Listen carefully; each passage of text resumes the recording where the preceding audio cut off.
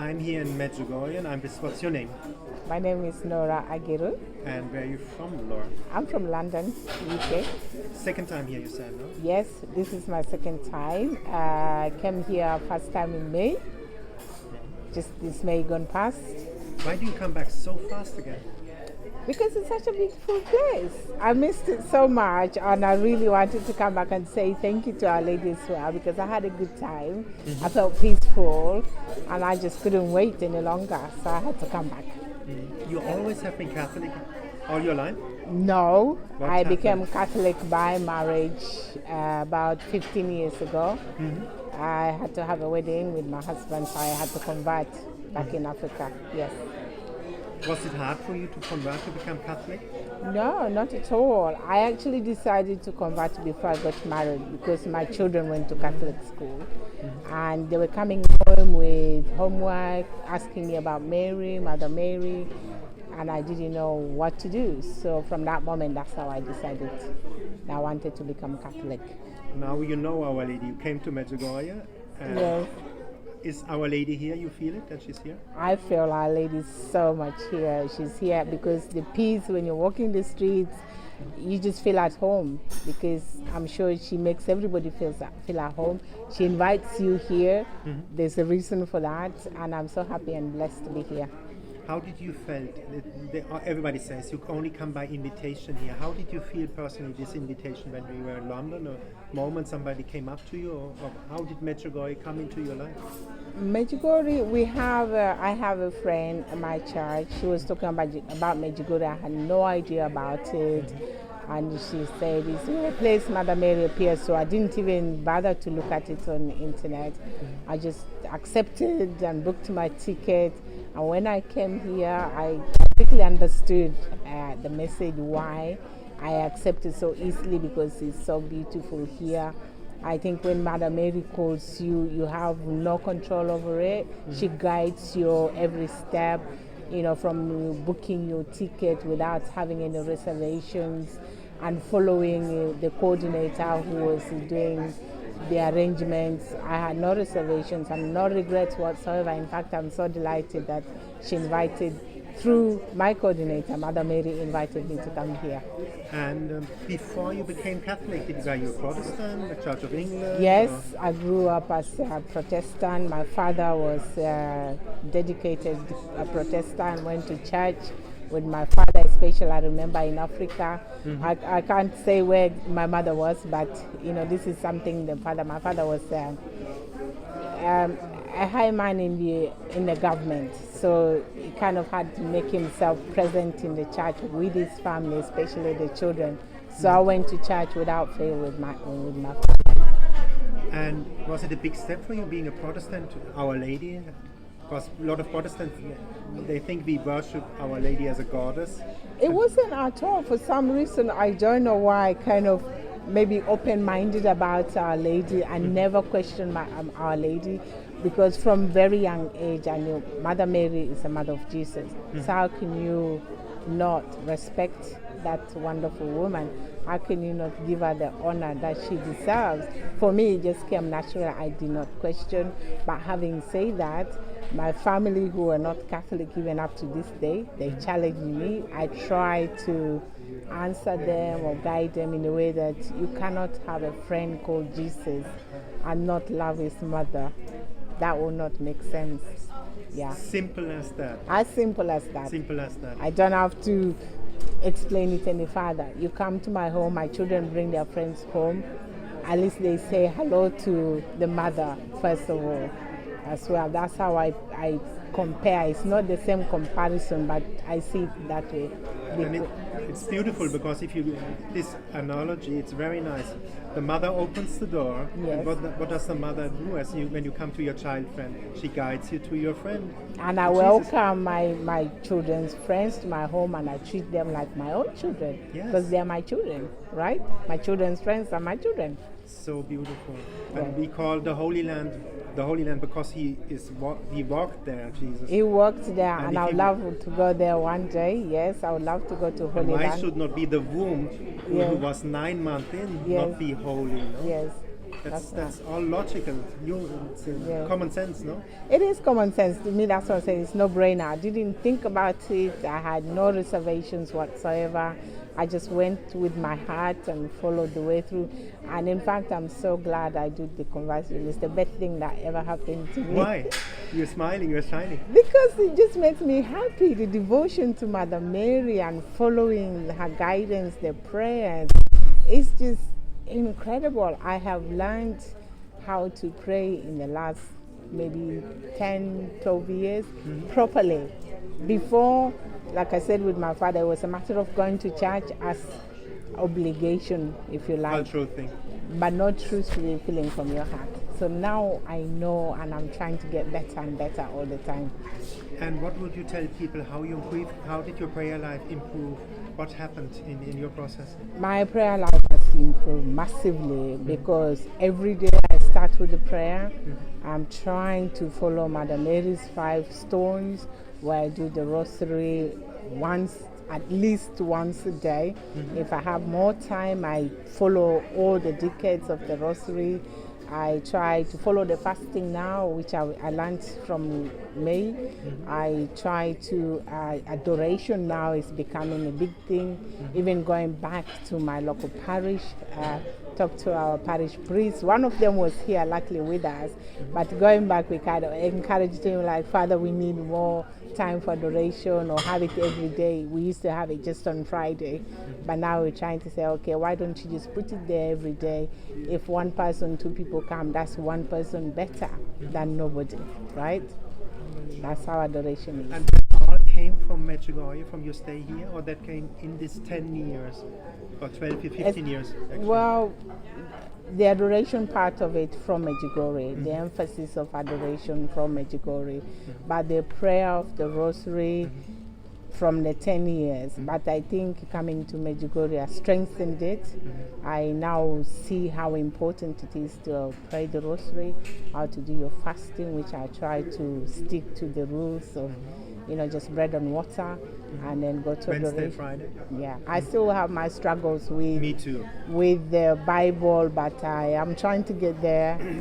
Trying to open the Bible every day or reading a verse or something like that. Yes. And you see now the beauty of the Catholic faith. What would you tell people? Why is it so beautiful? It's so beautiful because the hierarchy of the church is very interesting, which most people don't understand. But there is a hierarchy there. You have to respect that and actually embrace it. And I think Mother Mary plays. But for me, sometimes I even go back to Mother Mary's parents, Joachim and Anne. I think because they gave themselves, they prayed for this wonderful and beautiful daughter to come along, and they promised God that if you bless us with a child, we're gonna give her to you. So for me, I think it starts from them as their parents. They brought her beautifully, and she followed that through. Without Joachim and putting themselves the way they did, I don't think we would be here. Maybe we would have been here in a different way, but I think they paved the way for Mary and then eventually Jesus. I believe it's so beautiful. And you have a favorite spot here in Medjugorje? My favorite spot, I've just Adoration Hall. Is so cozy, it's so warm, it's so welcoming, and actually when you get there you feel the presence of Jesus. I also love Adoration here, the Blue Cross. When I came here in May, I made sure that I climbed it every morning at 5 o'clock, which I was so proud of myself because, it's one of the things people find challenging, but I embraced the tradition, and it was just beautiful. I love it. Wow, I can see. Yes. And what would you tell people, why come to Medjugorje? Come here and experience the presence of Mother Mary, the presence of Jesus in this place, the many graces, just the being at peace. We all have our challenges. Sometimes we struggle on our own, but when you come here, you feel like there's so many people who share the same experiences as you. You're not alone. And one of the most beautiful things as well is when you come here, there's no hierarchy in terms of who is well off, who is poor, who is works in which office, everybody at the same level. And you know, like confession is very important in Medjugorje. Oh yes. You came a long way. You came from the Protestant faith, like cultural maybe, or Oh, yes. society pressure. You went Yes. to the church, and now you confess. Was that tough for you? It is quite tough, but over the years, I have learned to open up and actually think by confessing, you're cleansing yourself, right? So again, coming here in May, I used to before be a bit shy. If I knew the priest, I wouldn't go to them because I'm thinking, oh, you know, they're going to know about my sins and they know me. They'll be looking at me thinking this woman has been, you know, whatever. But now I've learned to be quite open, and I go to them and I offload because I know they're in the place of Jesus. Whatever I tell them, it's between me and them and between me and God. So I'm quite happy now to offload. Me too. I'm quite happy. For free. You don't Yes, have to I'm go quite to pay happy the to do- Yes. psychiatrist or Yes, everything. yes. And the priests are amazing. The priests here are amazing. They give you guidance and they always reassure you of the love of Mother Mary, the love of Jesus. God and the Father. Yes, and they tell you you're not the only one. And actually you feel we're all part of the same family. We're all sinners at the end of the day. We're human beings and we're quite weak, which is why we need to do this more and more, because the more you confess the sins, you're not going to be repeating this. Okay, maybe there are some sins you can't repeat, but you think twice before you do something bad. So you're always thinking and watching your steps, trying to correct your ways and living a better life. So beautiful. And again, I would like to ask, you know, you said you became Catholic, your children, they asked questions, but did you have an experience, Jesus calls it the rebirth of the Spirit, that you had a deep encounter with God, with the Father or Christ on the way? Or was that Medjugorje now, when you came this year, that you had a deepening of the relationship? Yeah, I'm sure my conversion was an encounter in itself. I know I'm using my marriage as a way to Catholicism, but I didn't have to do that. So I'm sure God called me, that's the road He wanted me to follow. And then, of course, I accepted diligently, again, without any reservation. Coming to Medjugorje has actually deepened that. I am now more, I would say, more committed when I'm at home. I'm always conscious, like, how much have I done in terms of my prayers, my rosary. I'm always thinking about it. Whatever I do, I have to make sure that I am trying to live that life as well. Wow, unbelievable. What can I say? Thank you for that beautiful interview. Thank you. Oh, maybe one more question, can I? Okay, The sure. Rosary. You pray the Rosary, you said. Yes, I do. What does it give to you? Because we do things because it gives something to us, no? A rosary, I think, is, for me, my favorite one is sorrowful. Right. The sorrowful mysteries, yeah? A sorrowful mysteries, because, you know, sometimes we get angry when things go wrong in our lives. And I said to people, when you pray the sorrowful, what Jesus went through for our sins, why should we complain? So I love it for that reason. I think He went through all the torture. He was rejected, He was dejected, He was spat on, and then we're here complaining. It makes my issues become, you know, very small in terms of when you follow that. Then you have the joyful rosary. Then you have all the, in fact, the way the rosaries are laid out, it's amazing how everything follows on from one experience to another experience. These are all the things that we experience. We experience sadness, we experience joy, we experience, you know, the lightness of life, and I think it's amazing. For me, actually, I've learned to appreciate the rosary even more now. Thank you for that beautiful explanation. First time like this I heard it. And Yes. it's so true. We can relate true. in all our emotional states Yes. to the Rosary, to Jesus.